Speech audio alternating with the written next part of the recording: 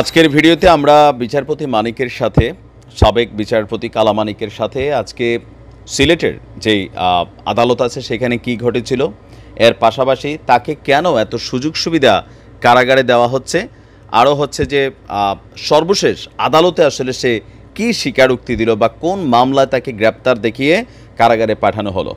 তো এখানে ভিডিওটা বলার আগে আপনাদেরকে স্ক্রিনে একটা দৃশ্য দেখাচ্ছি, পুরোটা দেখাতে পারছি না, যতটুকু পারছি দেখাচ্ছি। এখানে একটা জিনিস শিক্ষণীয়, আগামী দিনেও যারা রাষ্ট্রকে পরিচালনা করার জন্য রাজনৈতিক নেতৃত্বে আসবেন, প্রশাসন বিচার বিভাগ যে যে জায়গায় আছেন, আপনাদের যে দায়িত্ব সেখানে যদি কোনো দলগত ইস্যু থাকে, আপনি যদি কোনো দলীয় পক্ষ অবলম্বন করেন, তাহলে আপনার পরিণতিও এমন হতে পারে।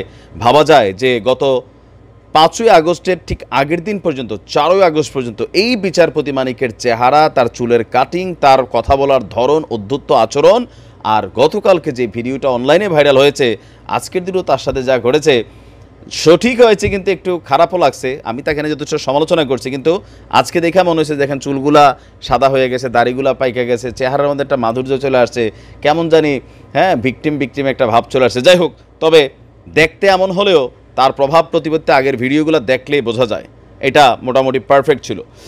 আমরা দেখছি যে আজকে যখন তাকে আপনার কি বলা হয় যে সিলেটের জুডিশিয়াল ম্যাজিস্ট্রেট 1 নম্বর আলমগীর হোসেনের আদালতে নেওয়ার জন্য আমাদের পুলিশের প্রিজন ভ্যান থেকে তাকে নামানো হয়েছিল, তখনই সেইখানে থাকা উপস্থিত জনতা, বিএনপি এবং আরও বিভিন্ন অঙ্গ সংগঠনের নেতাকর্মীরা আগে থেকে জড়ো হয়েছিল।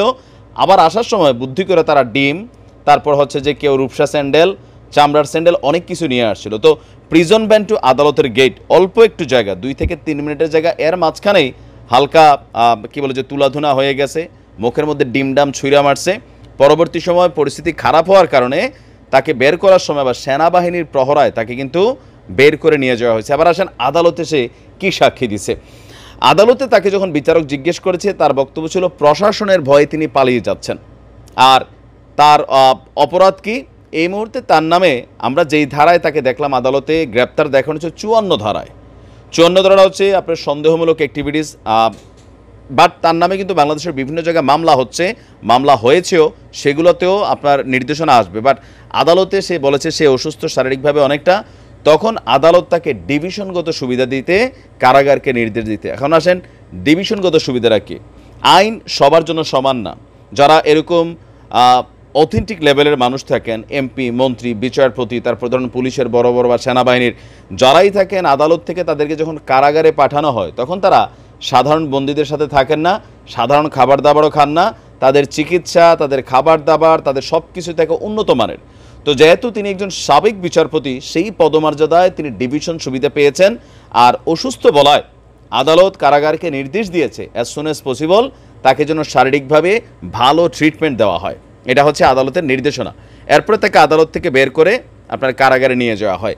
এখন কারাগার কর্তৃপক্ষ বলছে, আদালত কর্তৃপক্ষ বলছে তার বিরুদ্ধে আপাতত 54-এ তাকে সন্দেহজনক মামলাতে গ্রেপ্তার দেখানো হলেও বাংলাদেশের বিভিন্ন জেলায় তার সম্পর্কে চিঠি যাবে, কারণ অনেক জেলায় তার বিরুদ্ধে হত্যা মামলা হয়েছে, নানান ধরনের মামলা হয়েছে, মানহানি মামলা হয়েছে, অসংখ্য মামলা হয়েছে। ওই মামলাগুলোতে পরবর্তী সময় আদালতের যে বিচারিক কার্যক্রম সেইটা আপনার চালিয়ে যাওয়া হবে। তো আমরা দেখছিলাম যে অবৈধভাবে সিলেটের কানাইঘাট উপজেলার দনা সীমান্ত দিয়ে ভারতে পালিয়ে যাওয়ার সময় তাকে আটক করেছিল আমাদের বর্ডার গার্ড বিজিবি। আর যে দৃশ্য, কলাপাতাতে শোয়া দৃশ্য, সেটা সারা বাংলাদেশকে একটা মেসেজ দিয়েছে। যারা বোঝার তারা বুঝে গেছেন। তো এই মুহূর্তে কারাগারে আছে, চিকিৎসা সম্ভবত আজকে রাত্রে থেকে দেওয়া হবে। তিনি শারীরিকভাবে অনেক অসুস্থ। তো আগামী দিনের যারা নমরুদ ভূমিকা পালন করতে চান, আপনারা জাস্ট হচ্ছে এগুলো দেখে রাখেন, মাথার মধ্যে গাইথা রাখেন। আসসালামু আলাইকুম।